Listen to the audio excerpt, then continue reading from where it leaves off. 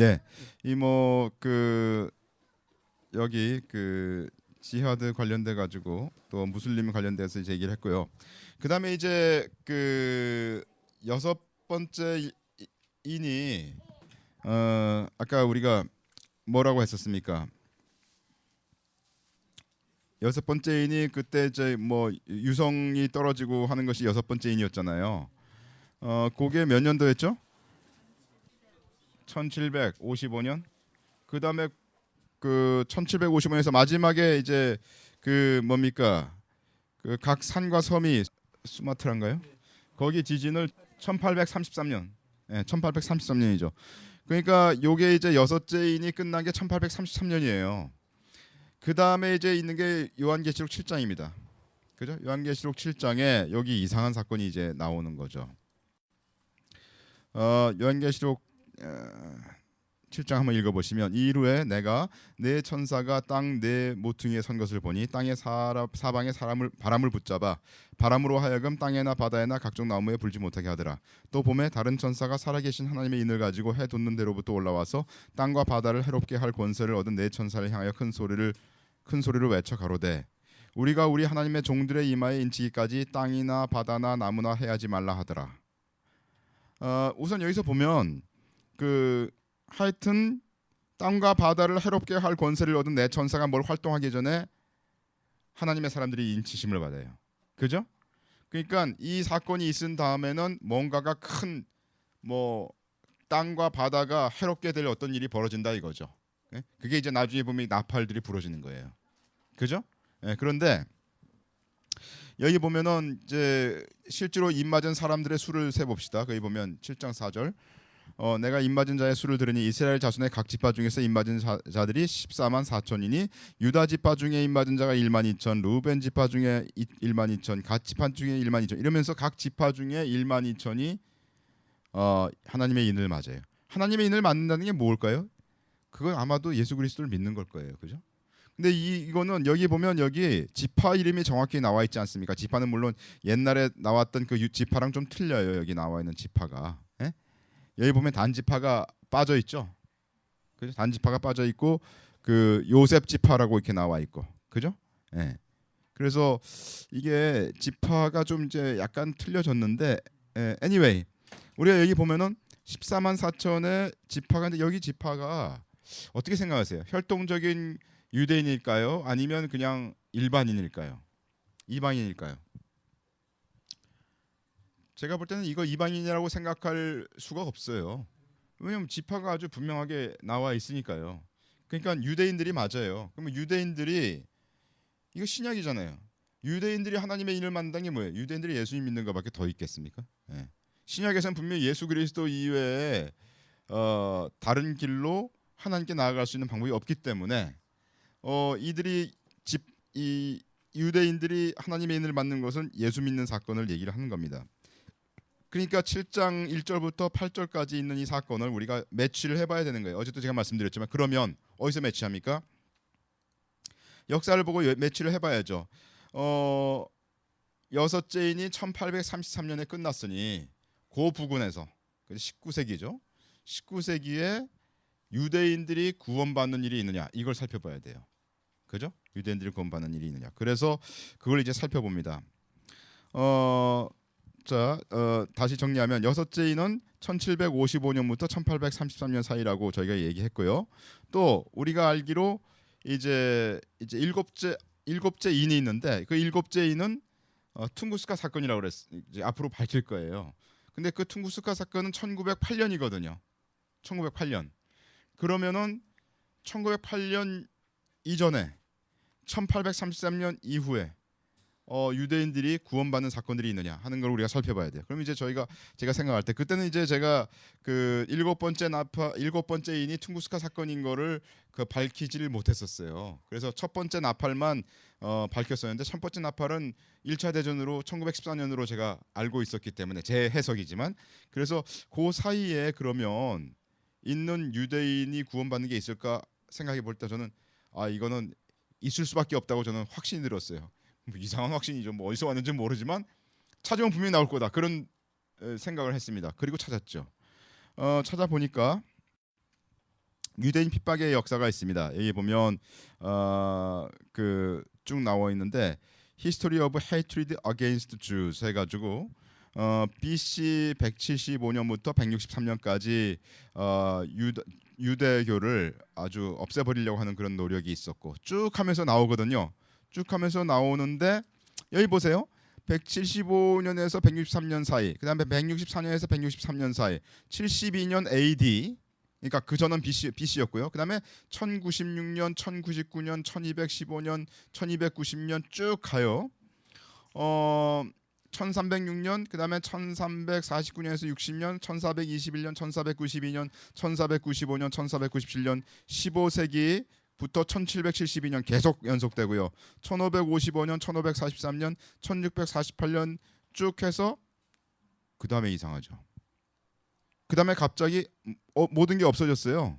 1925년 나오죠. 1925년에 마인 캄프, 뭡니까? 이게 히틀러가 쓴 책 이름이죠. 나의 투쟁이라고 하는 그 책이 퍼블리시되고 그 다음에 33년, 1933년, 1935년, 1938년, 41년에서 45년 이렇게 나옵니다. 그러니까 요 사이가 뭔가 유대인의 핍박이 그 1925년 전에 말이죠. 유대인의 핍박이 갑자기 사라졌어요. 이 빵꾸를 이제 왜 사라졌을까 하고 이제 살펴본 겁니다. 19세기 초에 유대인에 대한 순수한 사랑의 동기로 유대인을 그리스도인으로 개종시키는 사회 단체 Societies for the Promotion of Christianity Among the Jews 이상이죠. 가 영국에서 생겼대요. 그 전까지는 전부 유대인을 못 잡아 죽여서 그냥 별 사건을 다 일으켰거든요. 이 그 이방 나라에서. 그런데 이상하게 19세기 초에 이런 단체가 영국에서 생겼습니다. 다른 여러 나라에서도 비슷한 단체들이 생기기 시작했어요. 그래서 유대인을 개종하기 위한 선교사 파송이 있었고요. 이 선교사는 유대인을 개종하기 위한 선교사예요. 그리고 전도지가 찍혀 나왔고요. 유대인들을 위해서. 그리고 책자와 잡지가 발행됐대요. 그래서 유대인의 개종은 19세기 말에 절정을 이룬다 이렇게 돼 있습니다. 이상하죠. 그래서 그 이후에 반유대주의가 다시 살아났다고 이렇게 기록되어 있습니다. 이게 너무 신기한, 너무 이상한 그런 일이 이제 벌어진 겁니다. 맨델스존도 유대인이었나 봐요. 맨델스존 이후 유대인의 그리스도교로의 개종이 매우 많아졌다고 합니다. 19세기에 10만 명 이상의 유대인이 그리스도교로 개종을 했는데요. 세먼인지 사람은 13만 명이라고 보고를 했고요. 그다음에 25만 명이라는 보고도 있습니다. 그리고 러시아에서만 1936년부터 75년 사이에 4만 명이 개종했다는 보고서가 있어요.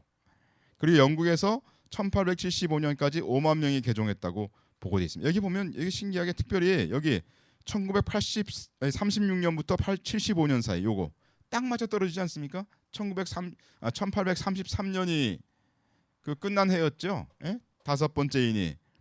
근데 여섯 번째 인이 요 사건이라면 요게요. 요게 바로 그 시대에 해당하는 요런 사람들인 걸 알 수가 있습니다. 영국에서 75년까지 5만 명이 개종했다. 그래서 충분히 이걸 다 더하면요. 14만 4천 명이 훨씬 넘어가요. 그죠? 그리고 제가 말씀드린 것처럼 그 중에서 예수 믿는 사람이 있을 수도 있고 없을 수도 있죠. 진짜 거듭난 사람은 하나님께서 아마 보실 때 하나님이 도장 찍으셨으니까 14만 4천 명 딱 떨어졌을 거라고 저는 믿어요. 문자 그대로 14만 4천 명이 무슨 뭐 어떤 사람이 얘기하듯이 뭐 그게 뭐 12 곱하기 12 곱하기 뭐 10에 뭐 1000 곱하고 뭐 이런 거 물론 그런 의미가 있을 수도 있어요. 우리 숫자라는 거에 하나님께 그냥 14만 4천을 쓴 건 아니죠. 그러나 제가 볼 때는 그 14만 4천은 문자 그대로 그렇게 하나님께서 유대인들을 개종시켰을 거라고 생각합니다. 베를린의 유대인 개종단체가 있었는데요. 그 사람들은 11만 7,152 은화 단위 뭐 은화 단위가 라이히스탈러가 있나 봐요. 라이히스탈러라는 그런 돈을 써가지고도 50년간 461명만 개종시킬 수 있었대요. 이게 보고서가 나와 있습니다. 이게 무슨 얘기입니까? 유대인 한 명 개종시키는데 엄청나게 힘들다는 얘기죠. 예, 엄청나게 힘들다는 얘기예요. 런던의 단체는 1863년과 94년 사이에 600에서 3,000 파운드를 정도로 쓰고도 단 한 명을 개종시켰대요. 요새 파운드보다 그때 파운드는 엄청나게 큰 돈이거든요. 저거 그런데도 한 명 개종하는데 저렇게 돈을 썼대. 그러니까 진이 빠지도록 했는데도 겨우 한 명 한 명 했는데 이상하게 그때 하여튼 몇십만 명이 구원받은 거예요. 그런 보고서가 있는 거예요. 그러니까 이거는 이 시대밖에 없어요. 제가 알기로 이 시대밖에 유대인이 유대인을 그 따뜻하게 이방 그 나라들이 따뜻하게 대한 적이 이때밖에 없어요. 너무 이상하잖아요. 왜 그랬을까요? 모르죠. 그러나 여기에 어쩌면 하나님의 성령께서 개입하신 거라고 구체적으로 인을 치라고 하나님께서 명령하셨으니까 하나님께서 개입하신 거라고 저는 생각을 합니다. 요게 이제 유대인 개종 사태고요.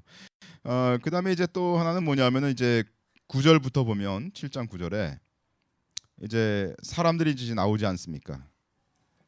그래서 보면 여섯째와 일곱째 사이에 보통 영어로 얘기하면 great multitude가 나와요. great multitude, 수많은 사람들이 나옵니다. 흰옷 입은 수많은 사람들이라고 표현을 하지 않습니까? 그래서 great multitude가 나오는데 거기 한번 읽어보시면 7장 9절부터 이 일 후에 내가 보니 각 나라와 족속과 백성과 방언에서 아무라도 능히 셀 수 없는 큰 무리가 흰옷을 입고 손에 종려 가지를 들고 보좌 앞과 어린 양 앞에 서서 큰 소리로 외쳐 가로되 구원하심이 보좌에 앉으신 우리 하나님과 어린 양에게 있도다 하니 장로 중에 하나가 응답하여 내게 이르되 이 흰옷 입은 자들이 누구며 또 어디서 왔느뇨? 내가 가로되 내 주여 당신이 알리이다 하니 그가 나더러 이르되 이는 큰 환란에서 나오는 자들인데 어린 양의 피에 그 옷을 씻어 희게 하였느니라.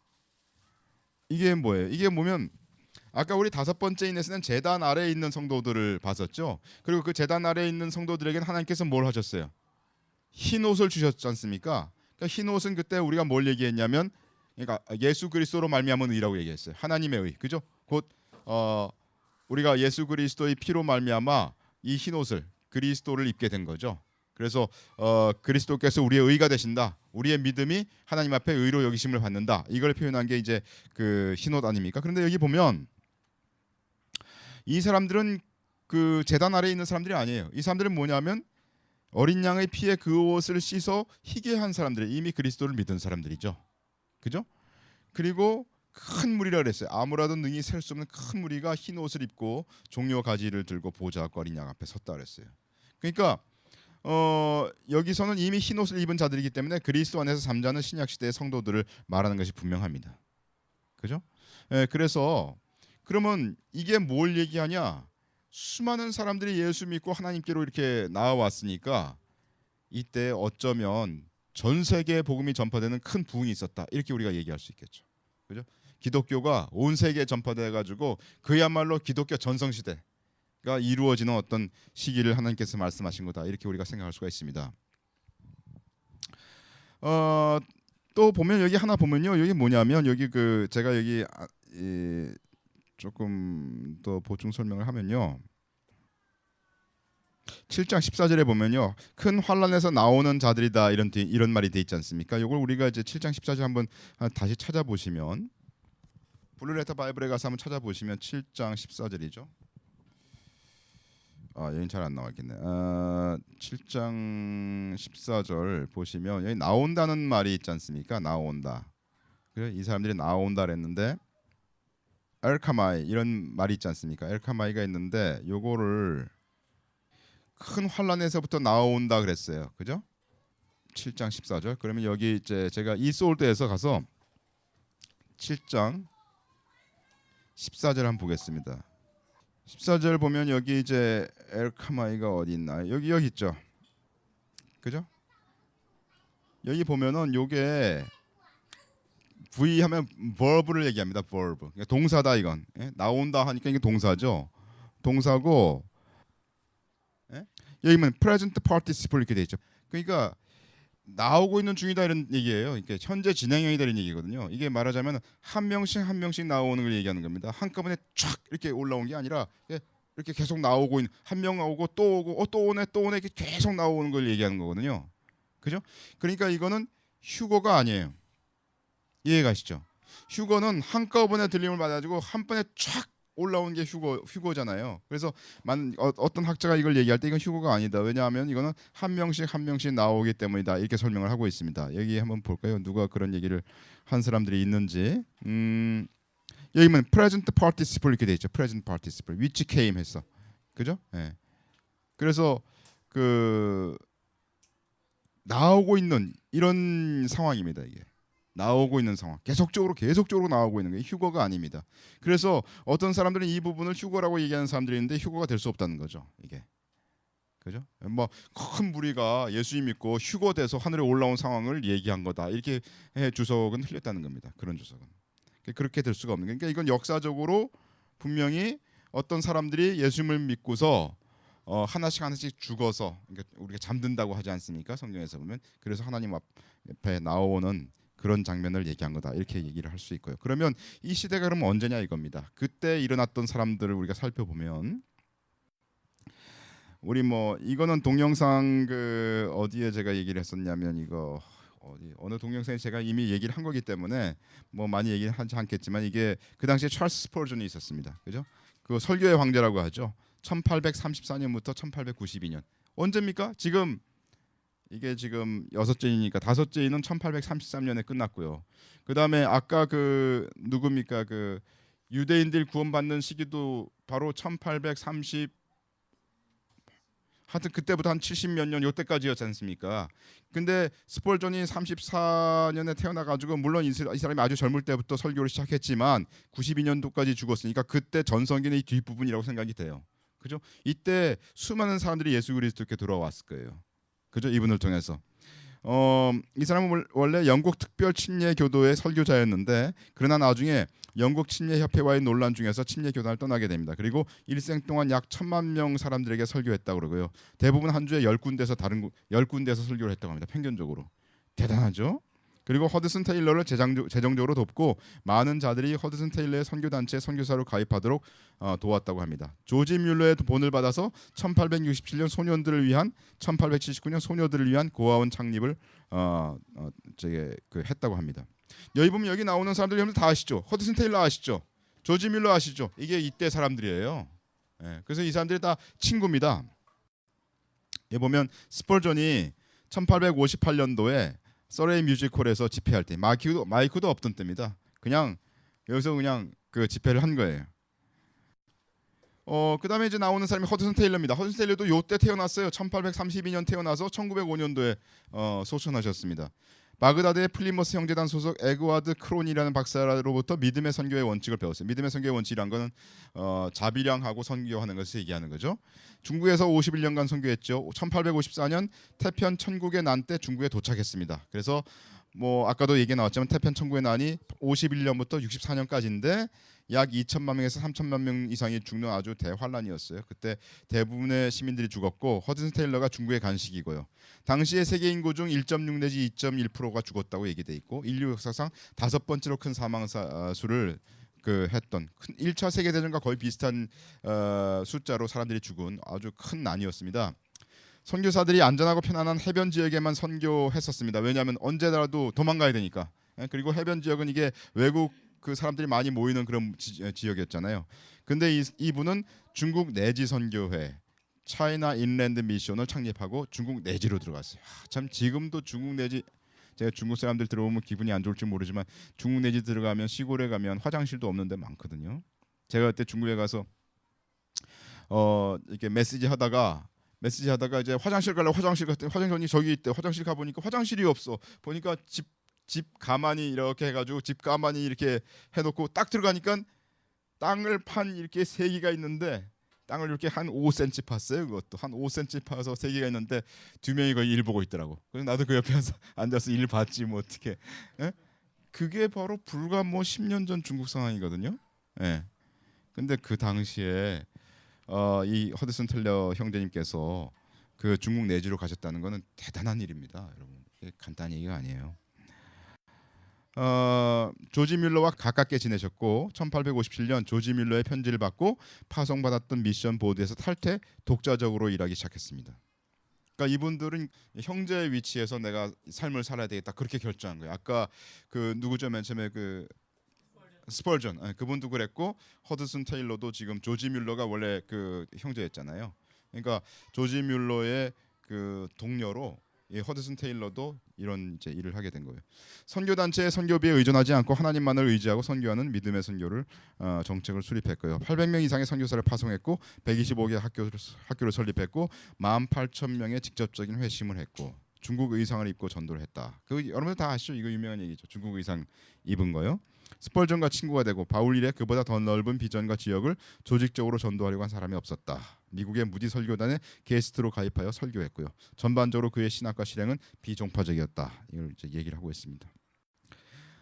그다음에 무디가 나옵니다. 무디도 이때 사람이에요. 1837년에서 1899년.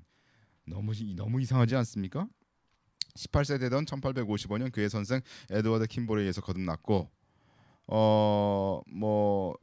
이거 안 읽겠습니다. 여러분들 한번 읽어보시고 나중에 그 보면은 무디도 하여튼 스펄전이랑 친구였어요. 그래서 이 사람들이 전부 친구 이렇게 됩니다.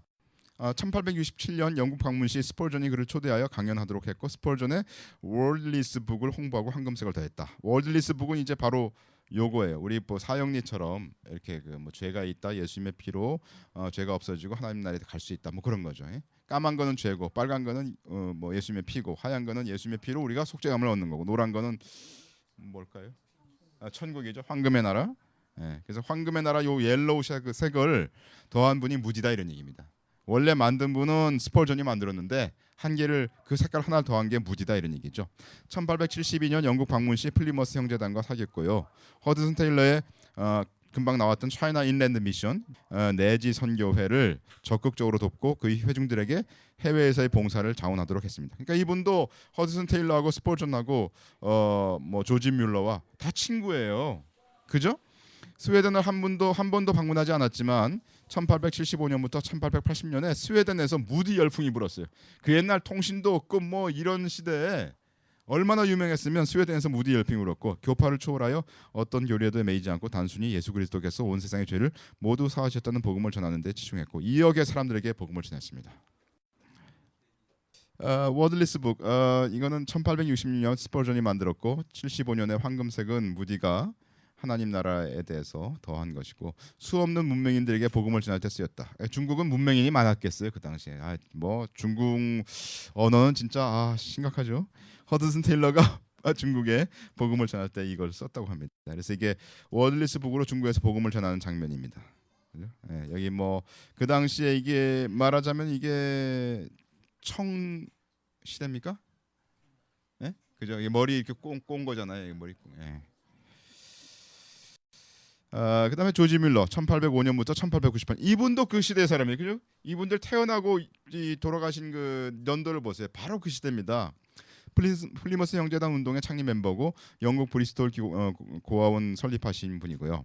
10,000명 이상의 고아를 길러냈고 117개 학교를 세워서 12만 명의 어린이를 교육했고 대부분이 고아였고요. 정부의 보조를 받지 않고 단지 자발적인 지원만으로 운영했고 뮬러가 죽기까지 그의 조직은 뭡니까 이게 138만 파운드 이상 지금으로서는 약 1.8억 불 정도의 지원을 받았다고 합니다. 그것을 고아원 운영비와 28만 개 이상의 성경과 100만 개 이상의 신약 그리고 24만 개 이상의 서적들을 배포하는 데 썼고요. 또한 허드슨 테일러와 같은 믿음의 선교 단체를 돕는 데 썼다고 합니다. 뭐 이거 조지 뮬러에 관한 부분은 여러분들 다 아시죠? 그의 기도의 그 응답 이거를 뭐 다 아시죠? 오직 성경만을 그의 판단 기준으로 삼았다고 얘기를 합니다. 뭐 이건 다 아시니까. 근데 당시의 상황을 보시면 1차 아편 전쟁이 39년에서 42년, 그러니까 1839년에서 1842년도 일어났고요. 태평 천국의 난이 아까 말씀드릴 때 이때 이제 중국으로 허드슨 테일러가 건너간 거죠. 1851년부터 1864년이고 2차 아편 전쟁이 1856년에서 1860년이고 미국 남북 전쟁이 1861년에서 65년인데 우리나라에서는 병인 양요가 있었죠. 이건 뭐 큰 사건은 아닌 것 같고요. 하여튼 요때 보면은 큰 환란이었어요. 하나님께서 그러니까 큰 환란에서 나오는 자들이라 그랬잖아요. 근데 보면은 이게 많은 경우 중국에서 이 사람들이 환란을 겪은 걸 볼 수 있어요. 남북 전쟁 빼고. 그죠? 여기 보면 1차 아편 전쟁, 태평 전국에 난 2차 아편 전쟁 큰 환란이잖아요. 근데 중국의 수많은 사람들이 예수 믿었다 이걸 얘기하는 거 아니에요. 그죠? 그러니까 이게 그 아까 환란에서 나오는 자들이 맞다고 저는 생각이 됩니다. 당시의 상황은 식민지화를 하고 다져지는 과정과 함께 복음이 전해졌습니다. 복음이 전해진 곳에서 핍박이 분명히 있었고요. 교회 사가인 역사가인 라투렛은 19세기를 위대한 세기로 불렀습니다. The Great Century. 왜? 복음이 전파됐으니까.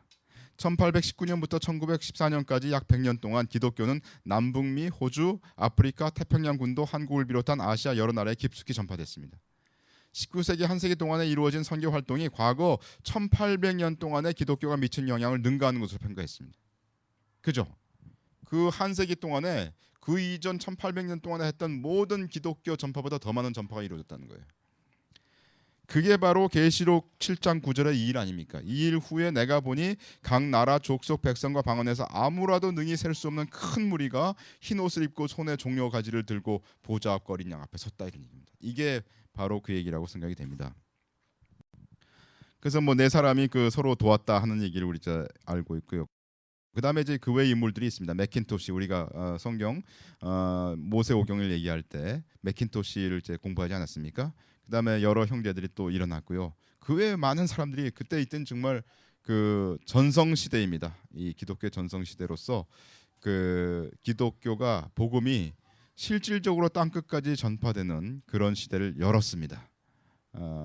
예, 여기까지가 이제 요게 바로 여섯째 인과 일곱째 인 사이다 이렇게 저는 생각이 됩니다. 여기 질문이 있으시면 하시죠. 질문이 없으시면 그다음에 이제 일곱째 인 하겠습니다. 일곱째 인은 굉장히 그 간단해요. 여기 보면은 그 요한계시록 8장 1절에서 5절 사이인데요. 읽어보겠습니다. 일곱째 인을 떼실 때 하늘이 반시 동안쯤 고요하더니 내가 보매 하나님 앞에 시위한 일곱 천사가 있어 일곱 나팔을 받았더라. 또 다른 천사가 와서 제단 곁에 서서 금 향로를 가지고 많은 향을 받았으니 이는 모든 성도의 기도들과 합하여 보좌 앞 금단에 드리고자 함이라. 향연이 성도의 기도와 함께 천사의 손으로부터 하나님 앞으로 올라가는지라. 천사가 향로를 가지고 단 위에 불을 담아다가 땅에 쏟음에 뇌성과 음성과 번개와 지진이 나더라. 일곱 나팔 가진 일곱 천사가 나팔 불기를 예배하더라. 이게 보면 제가 볼 때는 우선 현상적으로는 저희가 뭐 확증을 할 수가 없고 증거는 없지만 그 3절에 보면 금향로가 있지 않습니까? 금향로는 일반적으로 그 말하자면 기도와 관련돼서 나오는 거잖아요. 근데 금향로를 가지고 많은 향을 받았으니 이는 모든 성도의 기도들과 합하여 보좌 금단에 드리고자 함이라. 아마 이 시대에 그때 수많은 사람들이 구원을 받았잖아요. 구원받고 그 시대에 아마 성도들이 많은 기도가 있었나 봐요. 그러니까 시대적으로 볼 때 이때보다 더 많은 열렬한 기도가 있었던 적이 별로 없었다. 이걸 아마 하나님께서 기념하시기 위해서 여기다 쓰신 게 아닌가 저는 그렇게 생각을 합니다.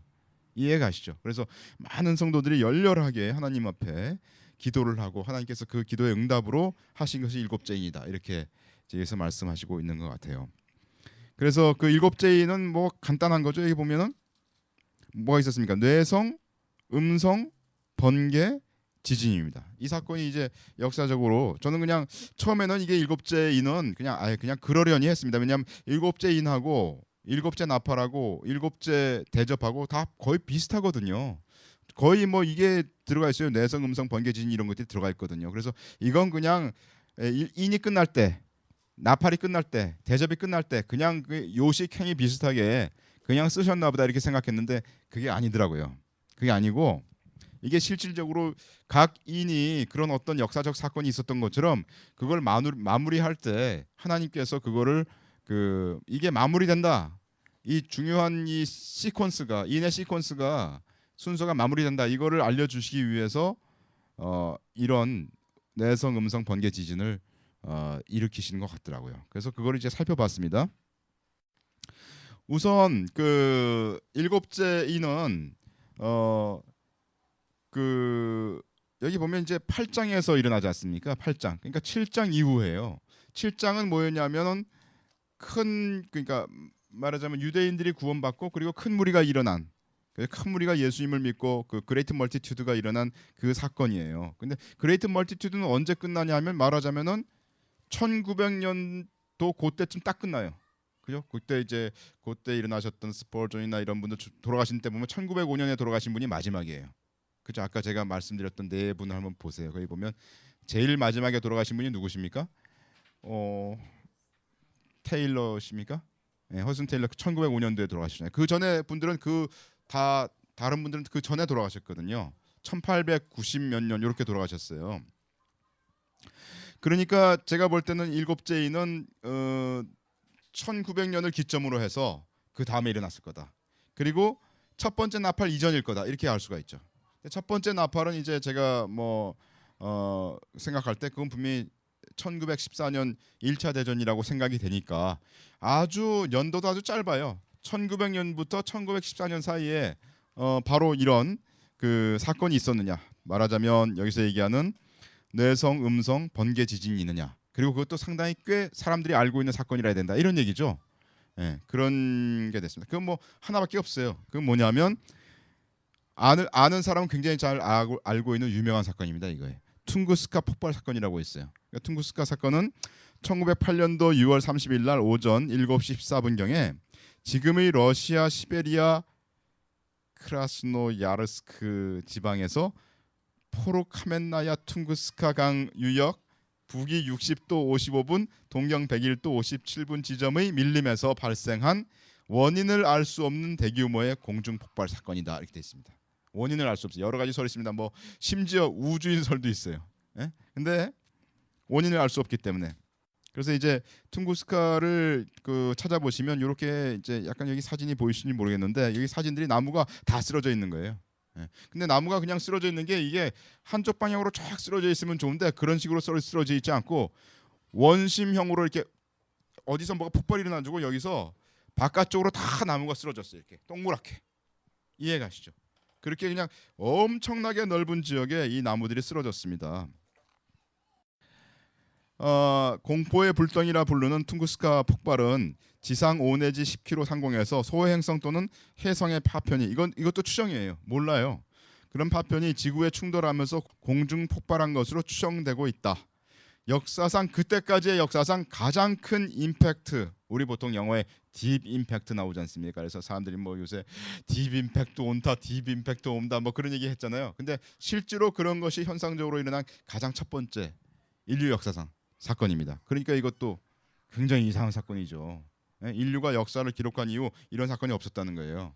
딥 임팩트 충돌 사건으로 기록됐습니다.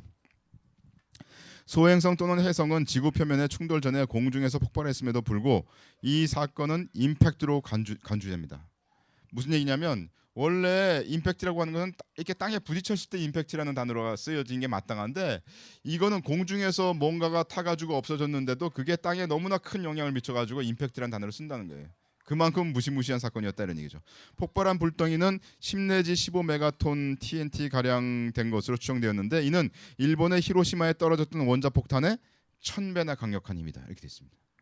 폭발은 나무 8천만 그루에 해당하는 2150 제곱킬로미터의 숲을 파괴했습니다. 이러한 규모의 폭발은 대도시권을 파괴할 수 있을 정도의 큰 폭발이었다고 얘기를 합니다. 이거는 이제 보면은 일곱째 인을 뗀 다음에 이제 일어난 일이 바로 그런 얘기인 거죠. 금 향로를 가지고 많은 향을 받았고 천사가 향로를 가지고 단위의 불을 담아다가 땅에 쏟으니까 뇌성, 음성, 번개, 지진 났다 이렇게 돼 있는데요. 이제 여기 위키피디아를 찾아보시면 퉁구스카가 나옵니다. 너무 유명한 사건이라서 이거는 번쩍임과 대포 소리와 같은 소리가 들렸대요. 그러니까 이거는 분명히 뇌성에 해당되는 거죠. 그죠? 번쩍임과 대포 소리 같은 소리니까 뇌성과 음성과 번개에 해당하는 것이 있었습니다. 번쩍이는 게 있었고 소리가 있었고, 그러니까 뇌성과 음성 소리 부분들이 있었고요. 그죠? 그 다음에 소리는 충격파와 동반됐다. 그죠? 그래서 그 일곱째인의 지진, 뇌성, 음성 지진할 때 지진과 관련된 아주 파가 이렇게 전파됐습니다. 유라시아의 지진 관측소는 리히터 척도 5.0 지진을 기록했다고 되어 있습니다. 이 파가 커가지고요 지진 효과가 났다는 거예요. 그래서 그리고 아시아와 유럽의 밤하늘은 환히 빛났대요. 환히 빛났으니까 번개가 이제 빛이 동반되지 않습니까? 그러니까 이게 러시아에서 일어났는데 아시아와 유럽의 밤하늘이 밝아질 정도니까 이거는 완전히 전 세계적인 사건이었죠. 그죠? 예. 그때 밤에 제가 알기로는 밤에 불 안 켜고 독서할 수 있었대요. 유럽 쪽에서. 그러니까 이게 보통 사건이 아니죠. 이게 이제 그래서 그 동영상이 하나 있습니다. 동영상을 한번 둥구스카 사건에 대한 동영상은 따로 올리도록 하겠습니다. 따로 올리는 동영상을 보시기 바랍니다. 이 퉁구스카 사건은 정말 미스테리예요. 그래서 사람들이 그거를 잘 아직 해석도 하지 못하는 그런 사건입니다. 계시록 8장 5절에 보면 단 위에 불을 담아다가 땅에 쏟음에 뇌성과 음성과 번개와 지진이 나더라 그랬는데, 번개가 아스트라페 이렇게 돼 있는 건데요. 그 의미가 램프빛이라고 얘기를 합니다. 램프빛이요. 그래서 킹 제임스 신약 성경에 요거 이제 9번 쓰였다고 얘기되어 있습니다. 보면은 마태복음 28장에 보면 그 형상이 번개 같고 그 옷은 눈같이 희건을. 이 천사들이 예수님 부활하신 그 무덤에 있을 때 이렇게 돼 있는 거고요. 누가복음 11장 36절 내 온몸이 밝아 조금도 어두운 데가 없으면 등불의 광선이 너를 비출 때와 같이 온전히 밝으리라 하시니라. 그럴 때 비출 요 단어가 바로 이제 이 번개라고 이렇게 돼 있는 그 단어로 썼다고 얘기를 합니다. 그다음에 이제 보면 그래서 이게 번개라고 하는 것이 그냥 우리가 얘기하는 번쩍하고 번개하는 그 번개가 아니고 환히 빛났다라는 의미로 쓸 수 있다는 거죠. 그 형상이 번개 같고 그냥 순간적으로만 있는 게 아니잖아요. 엄청나게 밝은 걸 얘기합니다. 퉁구스카 사건의 영향 중 하나는 아시아와 유럽의 밤하늘은 환히 빛났다는 겁니다. 그것이 바로 요한계시록 8장 5절에 쓰인 번개가 실현된 것일 수 있다는 거죠. 그래서 번개라고 하는 것이 아스트라페라고 하는 이 헬라어가 천둥 번개할 때 그 번개가 아닌 환히 빛나는 어떠한 빛을 의미할 수 있다 이런 얘기입니다. 이해 가시죠? 그래서 그 퉁구스카 사건이 그 단어를 그렇게 우리가 분명하게 해석을 하면 그대로 이제 들어맞는 그런 사건이 된다 하는 것을 알 수가 있죠. 일곱째 인을 이렇게 해석하는 게 왜 중요하냐? 어떤 사람들은 일곱인들은 70제 이래 동안에 곧 마지막 7년 언약 동안에 이루어질 거라고 믿는데요. 하지만 일곱인 모두가 모두 벌써 떼어졌고요. 이미 인류 역사로 남아 있다고 저희는 보고 있습니다. 그리고 70번째 일에 마지막 70번째 일이라는 것은 다니엘의 70번째 일이죠. 그거는 마지막 7년 언약은 아직 오지 않았고 그것은 일곱인을 포함하지 않을 것이다라고 우리가 결론을 짓는다는 겁니다. 여기 이제 인과 나팔과 대접을 이제 비교를 해보면 이런 게 있습니다. 일곱째 인에는 보면 지금 금방 보신 것처럼 뇌성, 음성, 번개, 지진이 있잖아요. 그 다음에 일곱째 나팔은 여기 보면 이에 하늘에 있는 하나님의 성전이 열리니 성전 안에 하나님의 언약궤가 보이며 또 번개, 음성, 뇌성, 지진, 큰 우박. 여기 보면 번개, 음성, 뇌성, 지진은 다 위에 있는 거랑 4개가 다 나왔는데 큰 우박이 따로 있죠. 요게 큰 우박이 일곱째 나팔 때 떨어져요. 그다음에 일곱째 대접은 또 보면은요 16장 18절에 보면 번개, 음성, 뇌성이 있고 또 큰 지진이 있는데 여태까지는 그냥 지진이라 그랬죠. 일곱째 인과 일곱째 나팔에는. 근데 일곱째 대접에는 큰 지진이 있어서 어찌 큰지 사람이 땅에 있어오므로 이같이 큰 지진이 없었더라. 이건 아마도 진도 10이나 이상이나 이렇게 될 수 있어요. 지금까지는 진도 9가 나왔잖아요. 그래서 큰 성이 세 갈래로 갈라지고 만구의 성들도 무너지니 큰 성 바벨론이 하나님 앞에 기억하신 바 되어 그의 맹렬한 진노의 포도주 잔을 받음에 각 섬도 없어지고 산악도 간데 없더라. 엄청나게 큰 지진이 일어났다 이런 얘기죠. 이게 21절에 보면 또 중수가 한 달란트나 되는 큰 우박이 하늘로부터 사람들에게 내리매 사람들이 그 박제로 인하여 하나님을 회방하니 그 재앙이 심히 큽니다. 여기 보면요. 중수가 한 달란트가 되는 큰 우박이 이게 보면 일반적으로 40kg 정도 된다고 얘기합니다. 그러니까 이게 보면요. 일곱째 인은 일곱째 인 상황에서는 퉁구스카라고 얘기를 한다면 퉁구스카 폭발 지점에는 아무 분화구도 찾을 수가 없었어요. 그 이유는 어떤 고체 물질도 지구 표면과 충돌하지 않았습니다. 그때는. 그죠? 근데 일곱째 나팔하고 일곱째 대접에는 우박이 있을 거라고 분명히 얘기를 했어요. 하나님께서. 그러니까 그것도 신기하죠. 왜냐하면은 일곱째 인에서는 우박이 있을 거라 얘기를 안 했어요. 그러니까 지상에 충돌을 안 했다. 이게 하나님이 명확하게 우리에게 말씀해 주신 거라. 그 신기하잖아요. 그런데 일곱째 나팔 때는 분명히 충돌이 있습니다. 큰 우박이 있다고 했으니까요. 일곱째 나팔에는. 그리고 일곱째 대접에는 이게 뭐라고 되어 있어요. 중수가 한 달란트나 되는 게 있다고 그랬거든요. 그죠?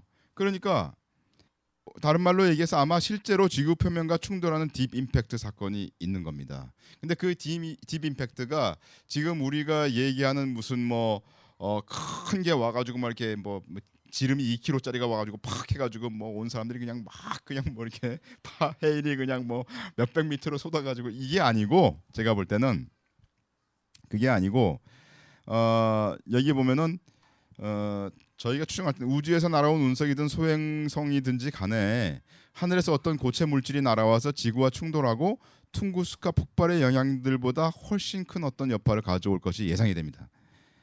그러면 그 우리가 보통 요새 보면 이제 그런 얘기들을 하잖아요.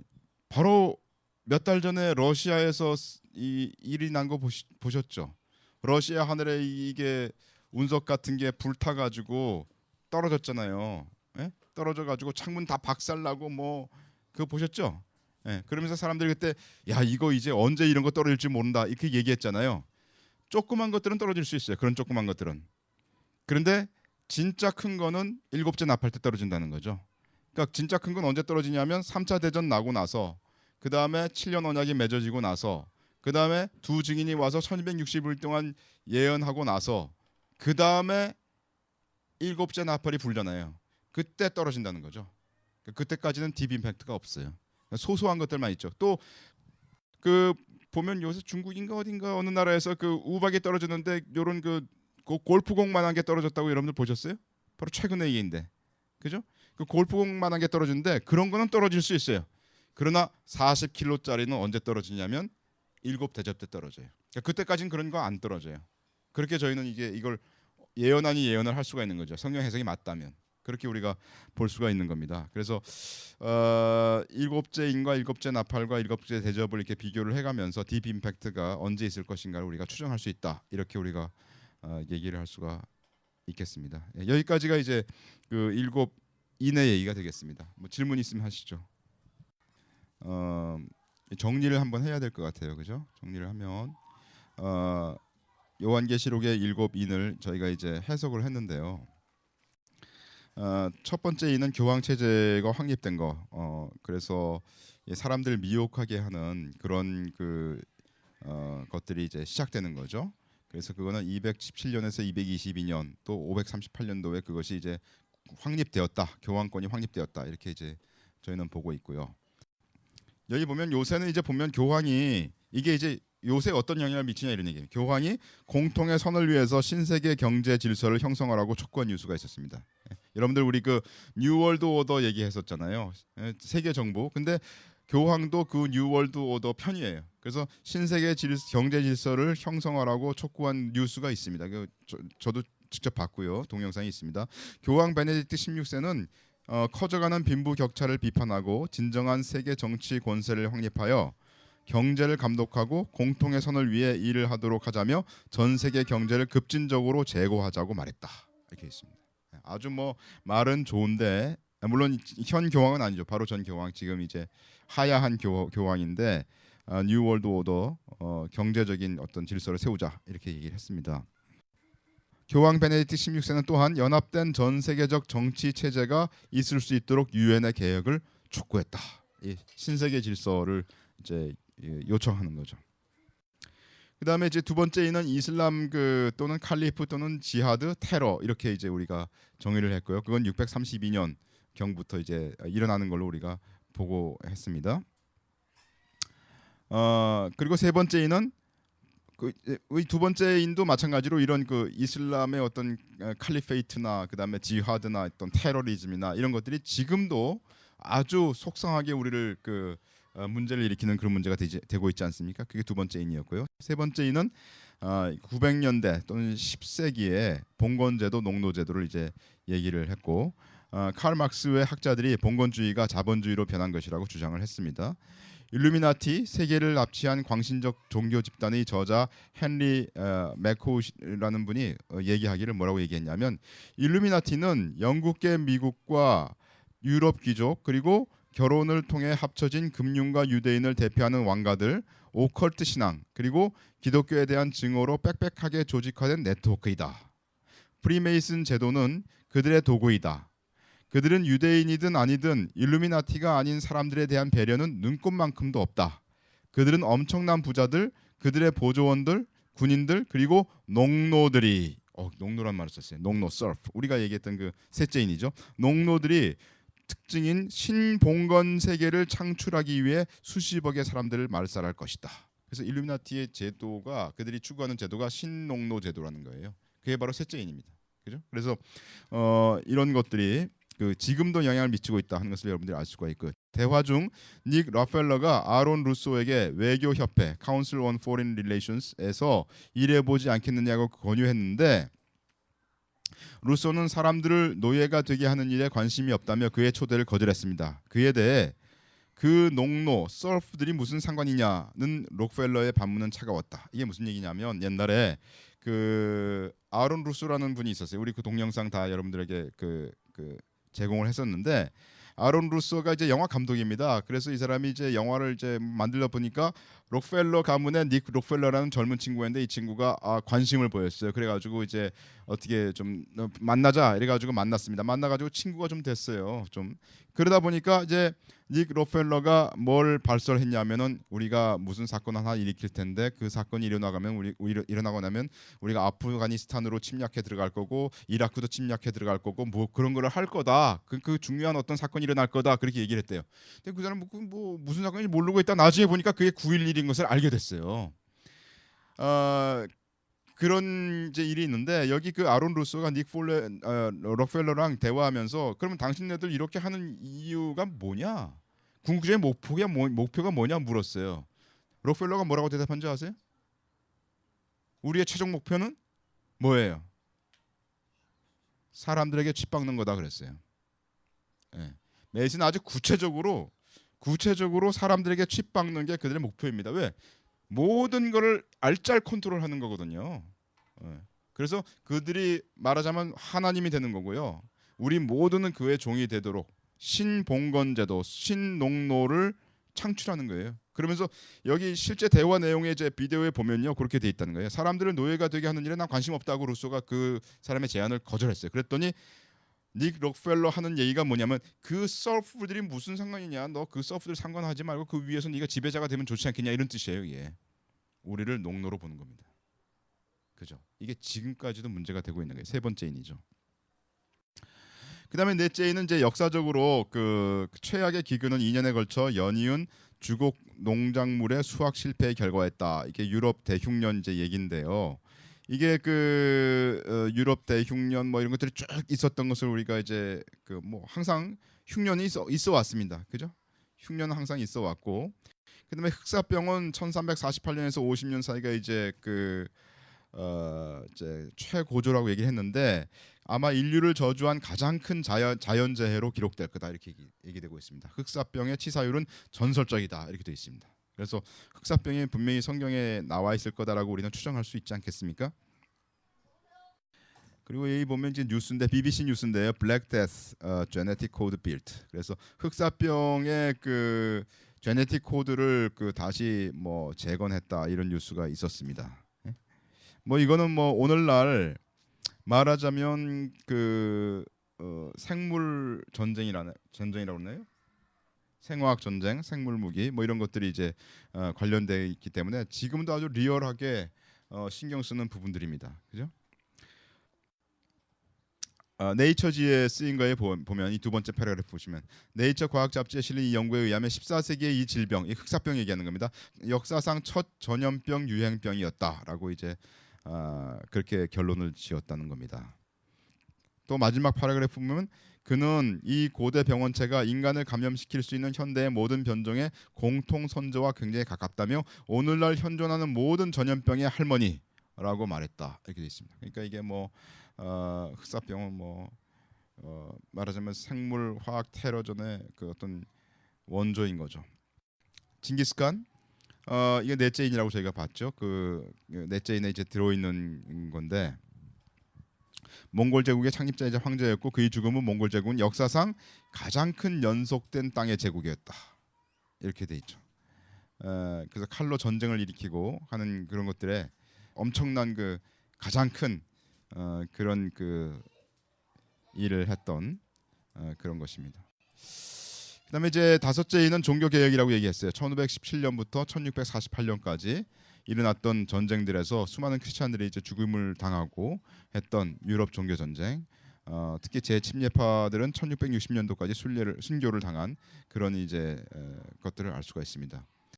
15세기 중간에 인쇄기가 발명됐죠. 구텐버그가 나와가지고 동로마 제국이 무너지고 중세 시대가 끝나고 현대 시대가 시작된 것 외에 많은 다른 요소들과 더불어 종교 개혁은 개신교도의 창출에 기여했다. 그래서 개신교도가 일어나는 것 분명히 성경에 쓰여 있을 것이고, 그리고 그때 일어나면서 많은 희생이 치러진 것을 성경이 기록하고 있었지 않았겠나 이렇게 얘기를 하고 있습니다. 여섯째 이는 이제 리스본 대지진 얘기했어요. 현대 지진학을 탄생시켰대요. 이게 리스본 대지진이.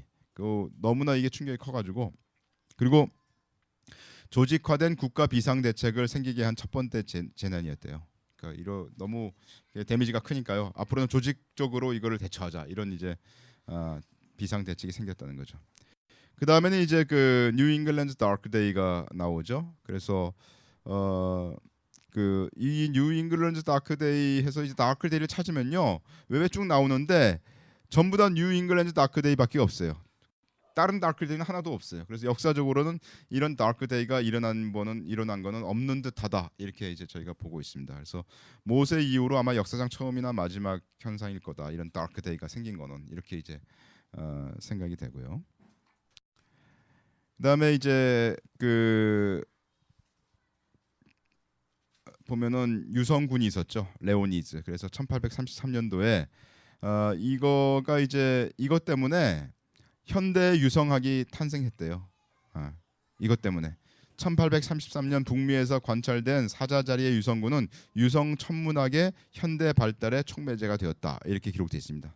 1833년에 굉장했던 유성 폭풍은 유성의 근원에 대한 학설을 처음 서술하는 것으로 이어졌다. 이렇게 되어 있습니다. 그래서 이게 어떤 천문을 바라보고 그것을 연구하는 데 큰 영향을 끼친 사건을 얘기할 수 있고요. 그다음에 1833년도에 적도의 남쪽에서 역사상 가장 큰 수마트라 지진이 발생했다. 이거는 이제 1987년 문헌인데 이 수마트라 지진은 사실 보면은 이게 세기가 어떤 사람은 진도 8.3이다라고 얘기하는 사람도 있고 어떤 사람은 9.2다 이렇게 얘기하는 사람도 있어요. 왜냐하면 그 당시에 이게 아직 지진계가 없었기 때문에 그걸 정확히 측정을 못해요. 그런데 어떤 사람은 여기서 보는 것처럼 1987년도 문헌에는 역사상 가장 큰 수마트라 지진이 발생했다 이렇게 얘기를 하고 있거든요. 그러니까 엄청나게 큰 거라고 이분은 이제 보고 있는 거죠. 그래서 이제 어떤 자료에 가면 수마트라 대지진이 별거 아닌 걸로 취급될 수도 있지만 제가 볼 때는 그게 아마 수마트라라는 지방과 관련돼서 옛날이기 때문에 그렇게 기록되어 있지 않나 이렇게 생각이 되고요. 실제로는 엄청나게 큰 사건이었던 것 같습니다. 그 다음에 이제 일곱째 있는 퉁구스가 사건 1908년도로 얘기됐는데 여기 나와 있는 이 사진이 그때 일어난 20년 후에 찍은 현장 사진이래요. 그러니까 그때까지도 아직 나무가 그냥 저렇게 있는 거예요, 그냥. 예. 그래서 최근에 가장 큰 임팩트 사건이다. 이거보다 더 큰 임팩트 사건은 아직 없어요. 그죠? 나사가 그렇게 얘기하고 있고요. 최근 지구 역사상 가장 강력한 자연 폭발은 1908년 6월 30일 유성이 러시아 시베리아의 퉁구스카 강유에서 폭발하면서 발생했다. 이게 나사의 입장입니다. 그래서 일곱인은 간단히 보면 이렇게 돼 있고 그다음에 이제 일곱인의 간격을 한번 보세요. 간격 보면 첫 번째 인과 두 번째 인의 간격은 415년이죠. 그 다음에는 268년이고요. 그 다음에 200년이고, 그 다음에 318년이고, 그 다음에 231년이고, 그 다음에 153년. 이게 뭐 약간 들쭉날쭉하지만 경향은 뭐예요? 짧아지고 있죠. 짧아지고 있어요. 예, 그러니까 약간 뭐 어떤 때는 약간 길었다가 200년에서 268년에서 200년 줄었다가 약간 또 길어졌죠. 318년. 그렇지만 또 짧아졌죠. 더 짧아졌죠.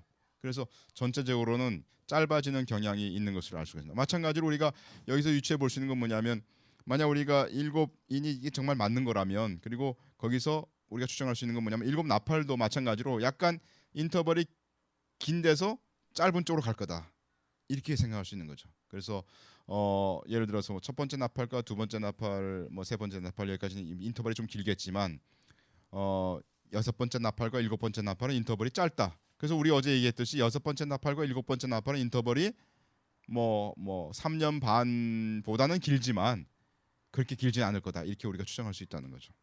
그죠? 그래서 일곱 나팔도 이제 우리가 이제 앞으로 공부를 할 거지만 이제 그 간격들이 점점 줄어드는 것을 알 수가 있습니다. 가면서 점점 간격들이 줄어들 것이다. 이거 뭐 일곱째 나팔은 이거 뭐 이게 여러분들이 보시면 안 됩니다. 왜냐하면 3차 대전이 언제 일어날지 모르니까요. 이게 플러스라는 얘기는 2013년도 이후에 일어나야 된다 이런 얘기입니다. 2013년도에 일어난다는 얘기 아니고 그죠? 2013년도 나 그 이후에 일어나야 된다.